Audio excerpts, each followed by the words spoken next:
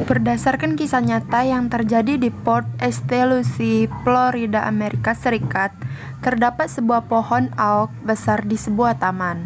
Pohon ini dihuni oleh arwah-arwah penasaran, yang membuat orang lain melakukan hal-hal buruk seperti pembunuhan di sana. Pohon ini direncanakan untuk ditebang oleh kota karena memberikan nilai negatif di kota tersebut. Terdapat 2 orang mahasiswa jurusan jurnalis yang mencoba mencari kebenaran sebelum pohon ini ditebang. Lambat laun mereka menemukan kebenaran dari pohon ini, dan kebenaran ini harus dibayar dengan taruhan nyawa mereka.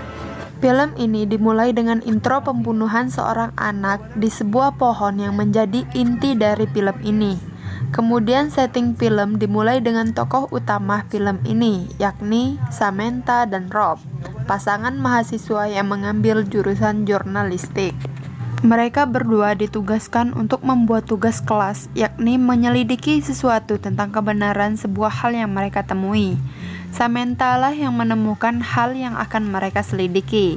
Ia menemukannya di sebuah koran di supermarket, yakni berita tentang rencana penebangan sebuah pohon yang dianggap membawa kesialan bagi kota tersebut. Karena di pohon tersebut telah terjadi banyak pembunuhan pada saat ini, pohon tersebut menjadi tujuan anak-anak untuk berkunjung ke sana dan membunuh kelinci atau binatang di sana. Kasus-kasus pembunuhan ini tersimpan tersembunyi sehingga Samantha yang sudah lama tinggal di kota tersebut baru mengetahui bahwa pernah terjadi pembunuhan di Taman Oak Hammock di mana pohon tersebut berada. Samantha yang penasaran dengan berita yang ada di koran segera mendatangi taman tersebut dan dia menemukan pohon angker. Pohon tersebut berukuran besar dan akar-akarnya pun sangat besar. Itu menandakan pohon tersebut telah lama hidup. Dekat pohon tersebut, Samantha bisa mendengarkan sepoi-sepoi suara bisikan-bisikan orang, dan dia bisa merasakan ada sesuatu pada pohon tersebut yang harus dia ketahui kebenarannya. Sepulang dari taman, Samantha langsung menyelidiki cerita-cerita tentang pohon tersebut, pembunuhan-pembunuhan yang terjadi di sana, pembunuhan yang tertangkap, dan polisi yang menyelidiki tentang pembunuhan tersebut. Sang pembunuh yang bernama Garrett Johannes Keiper ditangkap karena pembunuhan 2 orang wanita. Kedua wanita itu disiksa dahulu di pohon tersebut sebelum akhirnya dibunuh. Menurutnya, dia telah membunuh 34 wanita, tetapi hanya pembunuhan 2 wanita saja yang didakwah kepadanya. Samantha pun menyelidiki petugas polisi yang menangkap Garrett, yakni Johan Harris. Johan mengaku beruntung bisa menangkap Garrett, dan dia melarang orang-orang pergi ke pohon tersebut sebelum Johan Harris mengundurkan diri dari kepolisian. Dan dari internet, Samantha berhasil menemukan alamat Johan Harris dan mengajak Rob, kekasihnya, untuk berkunjung ke sana untuk mendapatkan cerita untuk tugas kuliah mereka. Sesampainya di rumah Johan Harris, mereka tidak begitu saja dipersilakan masuk. Johan Harris memiliki luka seperti gambar target. Luka ini juga ada pada korban-korban dari Garrett. Setelah membujuk Johan, akhirnya mereka dipersilahkan masuk. Johan kaget bahwa Samantha telah mengunjungi pohon tersebut dan menanyakan apakah dia merasakan sesuatu di sana. Sebelum mereka berdua pergi untuk membantu Samantha mengetahui tentang kebenaran tentang pohon tersebut, Johan memberikan sebuah film tentang rekaman yang Johan ambil di TKP pembunuhan. Samantha dan Rob pun pergi dari rumah Johan. Mereka memutuskan untuk pergi menengok pohon tersebut untuk sedikit dokumentasi. Sementara itu, setelah Samantha dan Rob pergi, Johan kerasukan sesuatu. Matanya menghitam dan setelah itu Johan menembak dirinya sendiri di dapur. Samantha dan Rob pun sampai di Taman Oak Hammock. Dalam keadaan gelap, mereka mencoba mengambil gambar pohon tersebut dengan Samantha berdiri di depannya. Tiba-tiba Rob terjatuh dan tangan kanannya terluka. Karena merasa takut, mereka pun segera pulang. Keesokan harinya, Samantha meneliti video yang diberikan oleh Johan, begitu juga Rob. Dia menyelidiki rekaman yang dia ambil di dekat pohon. Dua-duanya terkejut. Mereka menemukan sesosok anak laki-laki dengan gaya pakaian 40-50 tahun yang lalu di video mereka masing-masing. Dan luka di tangan Rob semakin parah.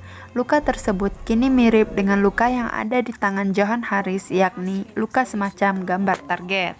Rob yakin ada yang jahat tentang pohon itu, tapi bagaimanapun Samantha tetap menginginkan kebenaran. Karena memiliki tanda yang sama dengan Johan Harris, mereka pun kembali ke rumah Johan yang tentu saja Johan sudah mati karena bunuh diri. Kembali ke rumah, Samantha dan Rob mencari tahu apa arti tanda target di tangannya Rob. Yang ternyata itu adalah tanda setan yang diartikan dia adalah target berikutnya yang akan dibunuh. Samantha pun menemukan identitas anak yang berada di video. Dia bernama Benjamin Munson, berumur 8 tahun. Ia diperkirakan diculik dan dibunuh di pohon karena jasadnya tak pernah ditemukan. Setelah menemukan penemuan tersebut, Samantha dan Rob mampir ke rumah Rob untuk makan. Sementara Rob memasak, Samantha membicarakan tentang hal-hal mengenai orang yang datang mengunjungi pohon tersebut. Tapi tanpa disadari Samantha, Rob beberapa kali kehilangan kesadaran, matanya menghitam seperti kerasukan yang juga dialami Johan Harris. Rob tampaknya sadar akan hal ini, dan dengan halus dia mengusir Samantha untuk pulang ke rumahnya. Samantha tidak langsung pulang, ia menuju sebuah rumah yang penghuninya mempunyai anak perempuan yang dulu diculik bersama pacarnya, dan pacarnya dibunuh di pohon tersebut. Namanya adalah Natalie. Ia adalah saksi hidup pembunuhan atas penculikan pacarnya tadi oleh para pemuja setan. Natalie pun sudah tidak mau berbicara lagi, bahkan pandangan matanya pun kosong. Ibunya menceritakan bagaimana Natalie dan pacarnya diculik. Kemudian pacarnya dibunuh secara brutal di depan matanya, dan kemudian Natalie dibuang di parkiran mobil. Tetapi ada satu pertanyaan yang membuat Natalie tersadar dari lamunannya, yakni di saat Samantha menanyakan soal anak kecil itu yang bernama Benjamin Munson. Natalie menjawab tidak ada yang bisa menolong dia. Beberapa saat kemudian, setelah Samantha pulang di rumah Natalie, Natalie terbangun dan membunuh ibunya, dan kemudian dia bunuh diri dengan memotong lehernya sendiri. Sementara itu di rumah Rob bermimpi dirinya bangun di taman dan menemukan mayat Samantha dan bertemu dengan anak kecil dan juga sang iblis. Saking takutnya Rob menelpon Samantha dan memutuskan untuk berhenti mengerjakan cerita ini. Karena kekurangan bala bantuan untuk menghadapi masalah pohon ini, Samantha meminta bantuan dari komunitas paranormal di kota Miami. Komunitas paranormal itu mengirimkan Jason untuk mensurvei permasalahan yang dihadapi oleh Samantha. Samantha pun menunjukkan pohon tersebut kepada Jason, dan menurut pengalaman Jason, tempat ini kemungkinan menahan banyak roh. Berdasarkan alat yang dibawa Jason yakin bahwa ada sesuatu yang buruk di pohon tersebut, dan Jason memutuskan untuk kembali ke rumah dan membawa teman-temannya dari Miami ke tempat tersebut. Samantha menceritakan tim paranormal ini kepada Rob, dan Rob menginginkan untuk kembali meliput cerita tentang pohon ini. Rob ingin berada di sana bersama para tim. Tanpa diketahui Samantha, tanda di tangan Rob yang bergambar target mengeluarkan darah. Keesokan harinya pun mereka kembali ke taman. Kini Jason bersama timnya yakni Gloria sang cenayang dan teknisi Kevin. Rob pun tampak di sana untuk merekam kegiatan mereka. Mereka tiba di pohon itu pada malam hari dan langsung mengadakan kontak dengan arwah di sana. Mereka menemukan sesosok anak kecil yang dikelilingi hal lain. Gloria sang cenayang pun mampu membuat kontak dengan sang anak kecil. Tubuhnya dirasuki oleh roh anak tersebut. Roh anak yang bernama Benjamin itu pun hanya mau berkomunikasi dengan Samantha. Benjamin mengatakan bahwa bukan hanya dia saja yang berada di pohon, tapi komunikasi dengan Samantha terputus-putus seakan-akan ada hal lain yang menutupinya. Benjamin menceritakan awal muasal dia berada di sana. Benjamin adalah korban pertama di pohon tersebut. Dia dibawa oleh seorang pria yang menggunakan kalung bergambar target. Benjamin meninggal karena serangan jantung karena tidak bisa lagi menahan sakit. Jasad Benjamin hancur dan dibuang di tempat lain, tetapi arwahnya kembali ke pohon tersebut karena dia mati di pohon itu. Dan tiba-tiba Benjamin yang masuk ke badan Gloria yang awalnya lemah lembut kini menjadi sebuah sosok arwah yang penuh kemarahan dan dendam. Dia mengatakan bahwa di pohon itu dia bukanlah yang tertua tetapi yang terkuat. Benjaminlah memimpin para arwah-arwah yang ada di pohon itu. Dia menuntut balas kepada Tuhan karena penyiksaan yang ia alami, dan ia ingin memberikan penderitaan kepada orang lain sebanyak yang ia bisa. Benjamin berkata masalahnya bukanlah di pohon tersebut, tetapi dialah yang memberikan masalah dan berkuasa untuk memberikan semua penderitaan kepada orang lain. Tubuh Gloria yang melayang dirasuki oleh Benjamin terhempas ke belakang. Jason segera berlari menghampirinya dan menggendongnya. Dia menyuruh Kevin membereskan alat-alatnya dan segera pergi dari situ. Jason dan timnya segera berlari ke mobil, tetapi Samantha malah diam dan menghampiri pohon. Rob kaget dan memanggil-manggil Samantha agar cepat pergi dari situ. Rob meyakinkan Samantha bahwa itu adalah iblis, tetapi Samantha mengatakan dia bisa merasakan Benjamin yang merasa sakit dan dia ingin menolongnya.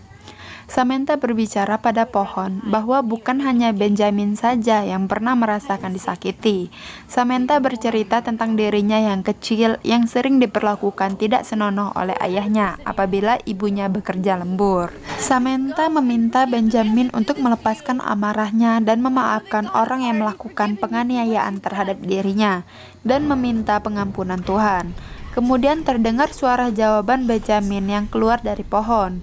Benjamin menolak meminta pengampunan Tuhan.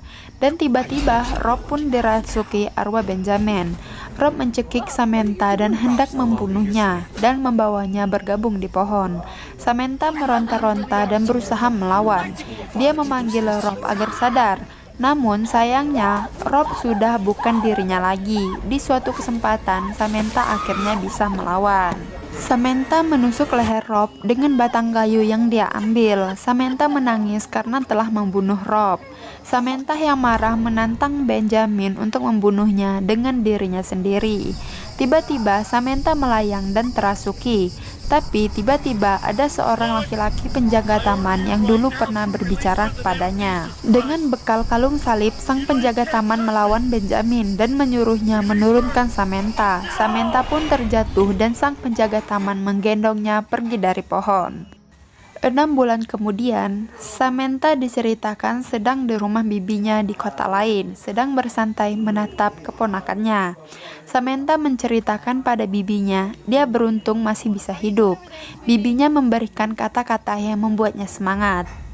Samantha menghampiri keponakannya yang sedang bermain. Dia melihat keponakannya membuat gambar tanda sasaran digambar seperti tanda di tangan Rob. Dia berkata bukan dia yang menggambarnya tetapi temannya yakni Benjamin. Akhirnya film pun selesai.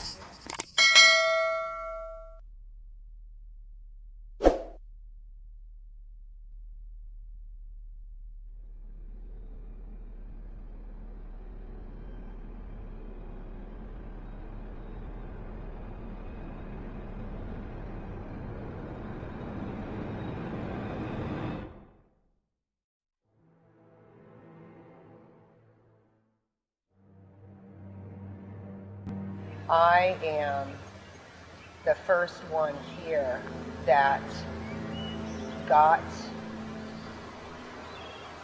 abused here, and I was here not by choice. Right. Someone brought you here.